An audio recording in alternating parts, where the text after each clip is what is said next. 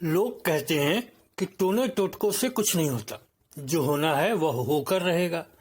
जो भाग्य में लिखा है, जो पूर्व कर्मों के अनुसार प्रारब्ध बना है, भाग्य बना है, वह होगा ही, कुछ भी किया जाए। यह गलत धारणा है, यह पूर्ण भाग्यवादियों की भाषा है। ऐसी विचारधाराओं के लोग अच्छा होने पर खुद को श्रेय देते हैं और गलत होने पर भाग्य को दोष देते हैं। हम सभी प्रकृति के अंग हैं। यहाँ प्रत्येक क्रिया की एक निश्चित प्रतिक्रिया होती है। जिस प्रकार पूर्वकृत कर्मों की प्रतिक्रिया स्वरूप आज का प्रारब्ध बना है, उसी प्रकार कुछ क्रियाएं यदि विपरीत दिशा में की जाएं तो तात्कालिक प्रभाव रखती हैं। तो इन प्रारब्धों में भी कमी की जा सकती है, अथवा प्रारब्ध की दिशा में क्रिया करके उसकी गति बढ़ा दी जाए तो प्रारब्धों की भी गति और समय बढ़ सकती है। प्रारब्ध जानने की कई विधियां जैसे ज्योतिष आदि में प्रचलित हैं। इनके अनुसार किए गए टोने टोटके इनको प्रभावित करते हैं। टोना किसी भी अनुष्ठानिक और विधिपूर्वक की गई क्रिया को कहते हैं, जिनमें सामान्यतया प्रकृति की उच्च स्तर की शक्तियों का सहयोग लिया जाता है, जबकि टोटका छोटे सामान्य उपाय हैं जो समय समय पर किए जाते हैं। यह समस्त ब्रह्मांड एक शक्ति से संचालित है। ब्रह्मांड की शक्ति से ही ग्रहों पर प्रकृति की शक्ति नियंत्रण करती है।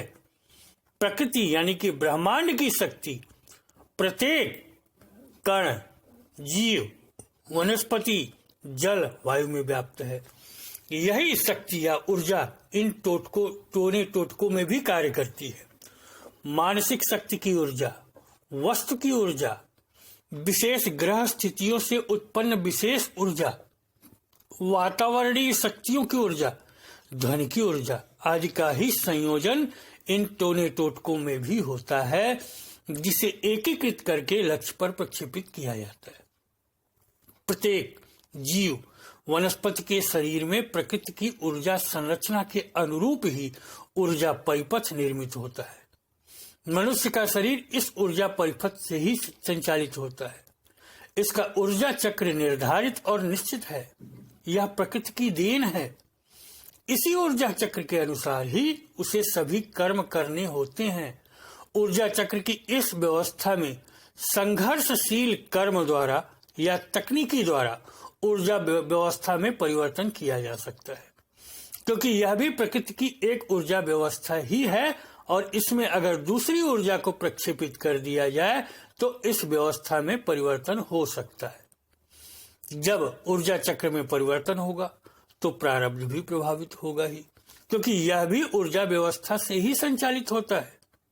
निश्चित समय, स्थान, दिशा, सामग्री, देवता, शक्ति, भाव, उद्देश्य के साथ प्रबल मानसिक शक्ति से जब कोई क्रिया की जाती है तो उससे एक विशिष्ट और अति तीव्र ऊर्जा का या शक्ति का उत्पन्न होना होता है, जिसमें उपरोक्त सभी की शक्तियों का संग्रह होता है। इसे जब किसी लक्ष्य पर प्रक्षेपित किया जाता है, यानी कि भेजा जाता है या छोड़ा जाता है, तो यह उस लक्ष्य के ऊर्जा परिपथ को प्रभावित करता है और उससे जुड़ जाता है। इसकी प्रकृति सकारात्मक है, अच्छी है, तो यह संबंधित परिपथ को सबल बनाकर उसे नई गति और ऊर्जा दे देता है। और अगर नकारात्मक है, ऋणात्मक है, खराब है, तो उस परिपथ को बाधित, रुग्ण कर देता है।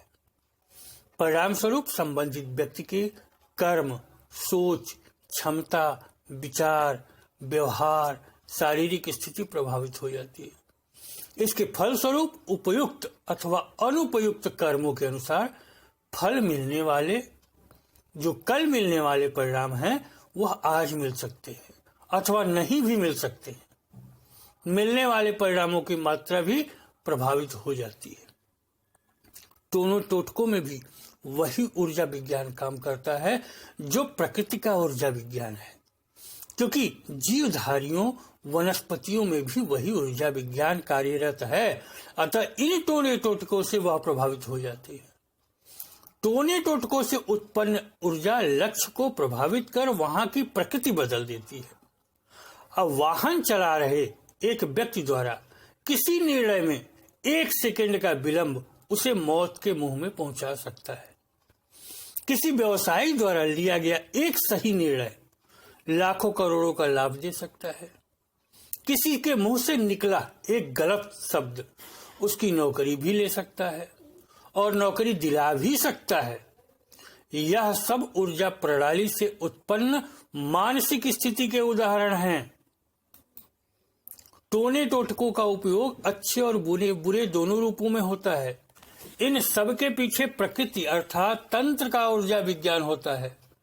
टोना अर्थात पूजा अनुष्ठान साधना में तो बड़ी ऊर्जा शक्तियां कार्य करती हैं जो भाग्य में भी परिवर्तन कर सकती हैं, किंतु टोटकों में भी प्रकृति के आसान किंतु प्रभावी विकल्पों का ही चयन किया जाता है जो क्षण प्रतिक्षण की क्रिया को प्रभावित करती हैं।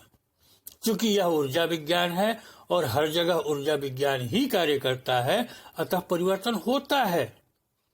यदि ऐसा न होता तो चिकित्सा, औषधि, उपाय, उपचार का कोई महत्व ही नहीं होता और यह प्रकृति में किसी के मस्तिष्क से उत्पन्न ही नहीं होते और इनकी अवधारणा ही विकसित न होती।